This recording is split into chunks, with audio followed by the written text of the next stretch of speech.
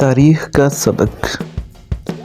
سر تامس رو جو 17ویں صدی عیسوی کی شروع میں لندن سے ہندوستان آیا اور یہاں 3 سال 1615 سے لے کر 1618 تک رہا۔ اس نے مغل حکمران جہانگیر سے تعلق پیدا کیا۔ دوسری اعلیٰ صفات کے ساتھ اس کی ایک صفت یہ تھی کہ وہ ترکی زبان جانتا تھا اور جہانگیر سے براہ راست گفتگو کر سکتا تھا۔ سر تامس رو جب ہندوستان آیا اس وقت جہانگیر اجمیر میں تھا۔ تامس رو اجمیر پہنچا اور 3 سال تک وہاں رہا۔ جہانگیر کبھی کبھی اس کو اپنے دربار میں بلاتا اور اس سے ادھر ادھر کی گفتگو کرتا۔ تامس رو نے اندازہ کیا کہ جہانگیر کو فنی مصوری سے بہت دلچسپی ہے۔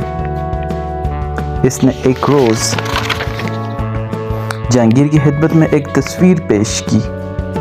جہانگیر کو یہ تصویر بہت پسند آئی۔ تامس رو نے محسوس کیا کہ وہ جس وقت کا منتظر تھا اب وہ وقت اس کے لیے آ گیا ہے۔ اس نے بادشاہ سے ایک ایسی چیز مانگی جو بظاہر بہت معمولی نظر آ رہی تھی، اور وہ چیز یہ تھی کہ ہندوستان کے ساحلی شہر سورت میں فیکٹری یعنی تجارتی ادارہ قائم کرنے کی ایک اجازت۔ تو بادشاہ نے ایک فرمان لکھ دیا جس کے مطابق انگریز ایسٹ انڈیا کمپنی کو سورت میں اپنا تجارتی ادارہ قائم کرنے کی اجازت مل گئی۔ ہندوستان کے ایک شہر میں تجارتی ادارہ کھولنے کی اجازت بظاہر بہت معمولی چیز تھی، کیونکہ اس کے باوجود ہندوستان کا وسیع ملک مغل حکمران کے حصے میں تھا۔ عظمت و شان اور قوت و طاقت کے تمام مظاہر فردوسوں کا قبضہ بدستور باقی تھا، مگر سورت میں تجارتی ادارہ قائم کرنا انگریز کو وہ سرا دے رہا تھا جو بالآخر اس کو تمام دوسری چیزوں پر قبضہ دلا دے۔ چنانچہ انگریز نے اس کمتر چیز کو قبول کر لیا، اور اس کے بعد تاریخ نے بتایا کہ جو کمتر پر راضی ہو جائے وہ آخرکار برتر پر بھی قبضہ حاصل کرنے میں کامیاب ہوتا ہے۔ اور یہی کامیابی کا ایک راز ہے کہ جو لوگ اپنی زندگی میں کمتر پر بھروسہ کر لیتے ہیں اور اس پہ راضی ہو جاتے ہیں تو وہ زندگی میں کامیاب ترین انسان بن جاتے ہیں۔ یہ تاریخ کا سبق ہے، مگر بہت کم لوگ ہیں جو اس تاریخ سے سبق حاصل کر سکتے ہیں۔ اس دنیا میں اصل اہمیت اس بات کی ہے کہ آپ کو معاملے کا ابتدائی سرا مل جائے، یعنی ابتدائی سرا جس کے ہاتھ میں آ جائے وہ آخرکار انتہائی سرے تک پہنچ کر رہے گا۔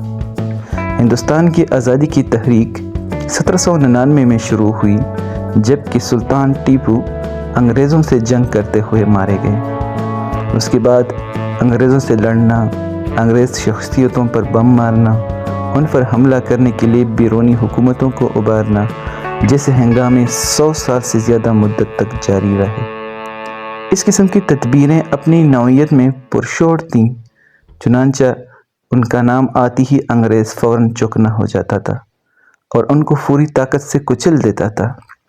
اس کے بعد گاندھی میدان سیاست میں آئے تو اچانک صورتحال بدل گئی۔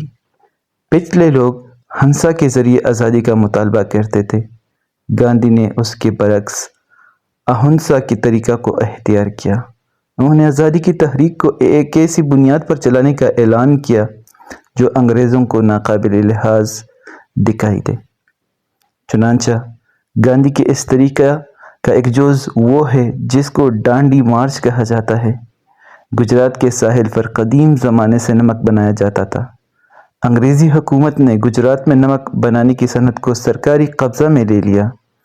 گاندھی اس قانون کی پرامن خلاف ورزی کے لیے سابرمتی سے پیدل روانہ ہوئے اور 24 دن میں 240 میل کا سفر طے کر کے ڈانڈی کے ساحل پر پہنچے اور نمک کا ایک ٹکڑا اپنے ہاتھ میں لے کر سرکاری قانون کے خلاف ورزی کی۔ گاندھی نے جب اپنے منصوبے کا اعلان کیا تو انگریز عہدیداروں کی ایک میٹنگ ہوئی۔ اس موقع پر ایک انگریز آفیسر نے اپنے رائے دیتے ہوئے کہا تھا کہ ان کو اپنا نمک بنانے دو، مسٹر گاندھی کو چنگی بھر نمک سے بہت زیادہ بڑی چیز درکار ہوگی کہ وہ برطانوی شہنشاہیت کو زیر کر سکیں۔ Let him make his salt.